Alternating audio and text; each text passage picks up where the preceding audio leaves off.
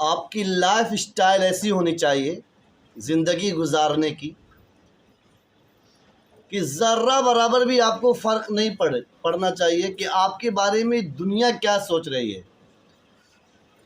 XYZ क्या लोग कह रहे हैं, अगर आपने इस पर माथा लगाया तो याद रखिए कभी भी आप आगे नहीं बढ़ पाएंगे, अपनी मंजिल को नहीं पहुंच पाएंगे।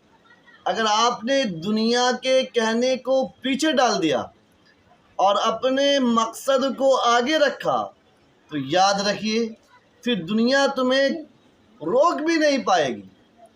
दुनिया तुम्हें रोक नहीं पाएगी।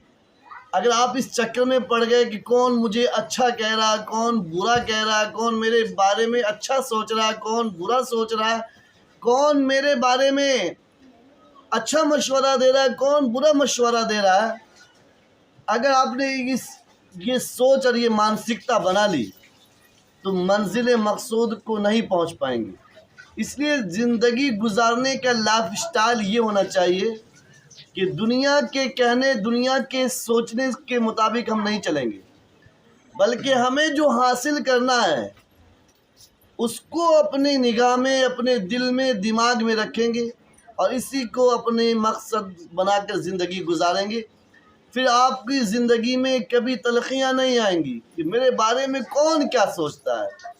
आप अपने आप को 100% सही तरीके पर, सही बात, सही कौल, सही तरीक़ा इख्तियार करते रहिए। दुनिया वालों को छोड़ दीजिए।